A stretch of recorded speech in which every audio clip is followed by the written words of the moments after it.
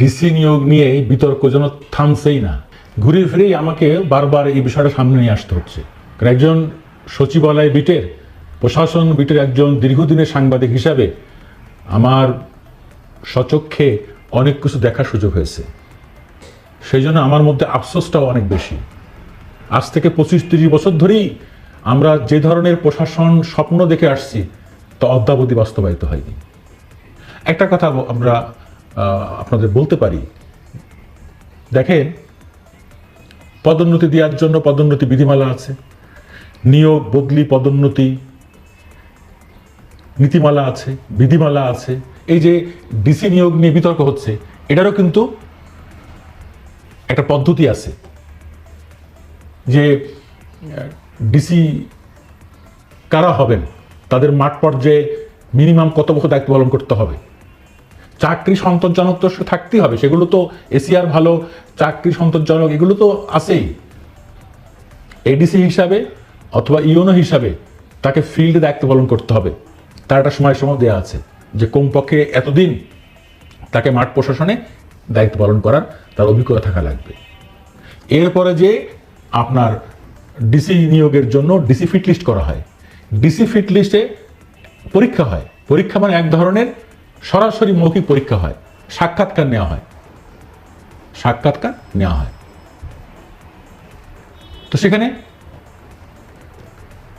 সাক্ষাৎকার নেওয়ার পরে সেখানে কারা থাকেন? ক্যাবিনেট সেক্রেটারি থাকেন, জনপ্রশাসন সচিব থাকেন, হ্যাঁ, হোম সেক্রেটারি থাকেন। এক কথায় এসএসবির যারা পদোন্নতি দিয়ে থাকেন তারাই কিন্তু আবার এই ডিসি ফিট লিস্ট কমিটিতে থাকেন। সমস্যাটা আমাদের অন্য জায়গায়, সবই আছে, নীতিমালা বিধিমালা পদ্ধতি সব লিখিত আছে, বাস্তবতা হলো কাজীর গরু কেতাবে আছে, বাস্তবে নাই। ওই যখন নিয়োগ দেয়, যখন সিলেক্ট করে, তখন মুখ চিনে খাতিরদারি করে কে কার লোক। চিন্তা করা যায় যে পদোন্নতির ক্ষেত্রে, ডিসি পদায়নের ক্ষেত্রে, ডিসি ফিট লিস্টের ক্ষেত্রে টেবিলের নিচ দিয়ে লেনদেন। দুর্ভাগ্য হলো এটাই সত্য হচ্ছে। এখন বলতে পারেন যে আমার কাছে অকাট্য প্রমাণ তো নাই, কারণ যিনি ঘুষ দেন আর ঘুষ নেন এই ক্ষেত্রে দুজনই তো সুবিধাভোগী। কিন্তু আমরা তো অনেক কিছু জানি, ব্যাচমেটে তো আলাপ করতেছে একে অপরের সাথে, কে কত টাকা দিয়ে ডিসি হয়েছে। এটা তো আমরা গত 15 বছর থেকে আরো বেশি দেখে আসতেছি। আমি যে কথা বলছিলাম যে ডিসি নিয়োগ নিয়ে এই অন্তর্বর্তীকালীন সময় সরকারের সময়ে এই বিতর্ক হওয়ার কোনো সুযোগ ছিল না। কিন্তু আমরা কি দেখলাম? দুর্ভাগ্য, ডিসি ফিট লিস্ট পরীক্ষা হলো, সবই হলো, কিন্তু নিয়োগের পরে দেখা গেল যাদেরকে ডিসি বানানো হয়েছে তারা কারা? তারা বিগত আওয়ামী রেজিমের সময়ে সব সুবিধাভোগী। কেউ সচিবের পিএস ছিলেন, কেউ অমুকের আত্মীয়, কেউ আওয়ামী লীগের বড় নেতার আত্মীয় বা সন্তান। মানে এক কথায় এর 90%ই একেবারেই এগুলো তো ভাইরাল হয়ে গেছে, সব বেরোয় গেছে ডিসি নিয়োগ দেওয়ার পরে। কার সাথে আওয়ামীদের পরিবারের সম্পর্ক, কে ফেসবুকে শেখ হাসিনার পক্ষে কথা বলছে, সেই সব লক্ষ্যে আপনারা বেছে বেছে ডিসি বানালেন। তাহলে এই পরীক্ষা নিলেন কিভাবে? কারা এটা অনুসন্ধান করলো? যারা পদোন্নতি বঞ্চিত ছিল গত 15 বছরে, ভালো কথা, তাদেরকে আপনারা ন্যায় বিচার করছেন, অনেককেই ডেপুটি সেক্রেটারি, জয়েন্ট সেক্রেটারি, অতিরিক্ত সচিব বানাইছেন। যারা ডিএস হয়েছে এবং ডিসি হওয়ার জন্য তারা ফিট, সৎ, যোগ্য, পলিটিক্যাল বায়াস বাদ দিলাম, বিএনপি জামাতের বাইরেও তো আমাদের বেশ কিছু কর্মকর্তা আছে যারা সৎ, যোগ্য, নিরপেক্ষ, যাদেরকে বিএনপি ট্যাগ লাগায়, জামাত ট্যাগ লাগায় পদোন্নতি দেওয়া হয় নাই।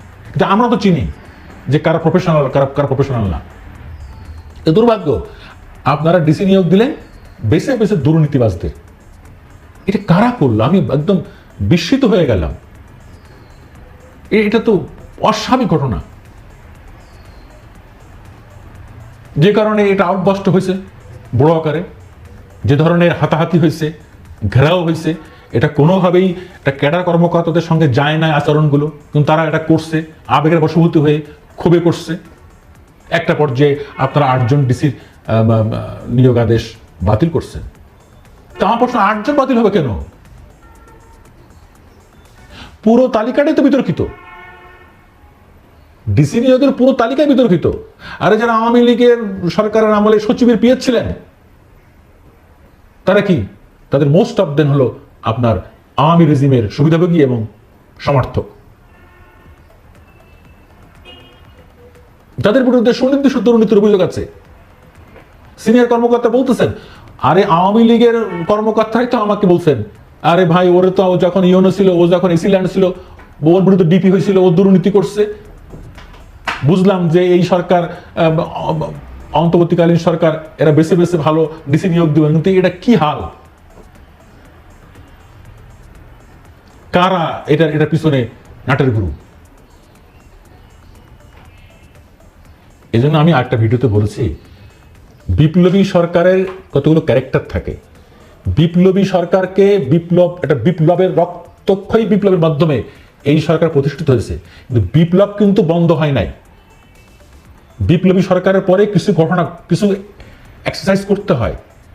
তো আমরা কি দেখলাম? প্রশাসনের সেই আওয়ামী সুবিধাভোগী যারা ছিল, তাদের মোস্ট অফ দেন সেই গুরুত্বপূর্ণ চেয়ারে রয়ে গেছে। ওই প্রধানমন্ত্রী কার্যালয়ে, এখন তো প্রধান উপদেষ্টা কার্যালয়। এটা কারা?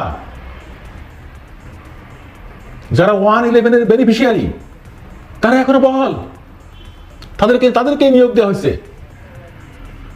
যারা শেখ হাসিনাকে ক্ষমতায় টিকিয়ে রাখার জন্য আপ্রাণ চেষ্টা করেছে শেষ মুহূর্ত পর্যন্ত, সেই সব ডিজি, সেই সব জয়েন্ট সেক্রেটারি, সেই সব অতিরিক্ত সচিব, হ্যাঁ, তাদেরকে আপনারা সরাতে পারেন নাই। তা আপনাদের ভুল তো হবেই। কেন ভুল হবে না? আপনারা এইপিটি নিয়োগ দিতে পারেন নাই। 15 ব্যাচের একজন কর্মকর্তা, খুবই যোগ্য দক্ষ, তার নাম সামারি হিসেবে 7 দিন হয়ে গেছে, অথচ আটকাই দিছে। কারা আটকাইছেন? আমরা সব জানি। আমরা এইভাবেই সমস্ত ভালো ভালো নিয়োগ বদলির প্রস্তাব বাতিল হয়ে যাবে। ওই যে সমস্ত মোক্ষম জায়গায় বসে আছে আওয়ামী রেজিমের সুবিধাবাদীরা, আপনারা তো সরাতে পারেন নাই। 1 মাসে বেশি হয়ে গেছে, গুরুত্বপূর্ণ জায়গাগুলো থেকে আপনারা সরাতে পারেন নাই। বরঞ্চ আমি নাম বলতে চাই না, খুব দুঃখ লাগে, যারা 111-এর বেনিফিশিয়ারি, তাদেরকে আপনারা গুরুত্বপূর্ণ পদে বসিয়েছেন। তারা আবার তাদের দোষকদেরকে ধরে রেখেছে। আরেকটা কথা, গত 15 বছরে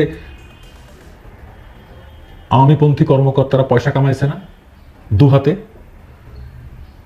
শেখ হাসিনা তো আমলাদের দুর্নীতি করার সুযোগ ছিল এই কারণেই, তোমরা দুর্নীতি করো আর মামলার ভয়ে, জীবনের ভয়ে তোমরা আমাকে টিকায় রাখবা। কারি টাকা তোর হাতে আছে না? এখন তো কথা উঠছে বাজারে যে 15 বছরের কামানো টাকা দিয়ে সেই সমস্ত আওয়ামী রেজিমের দুর্নীতিবাজ ক্যাডাররা, তারা টাকা দিয়ে আবার যার জায়গা ঠিক রাখতেছে। তা না হলে ডিসি পোস্টিং এর হবে কেন? এরকম তো হওয়ার কথা ছিল না।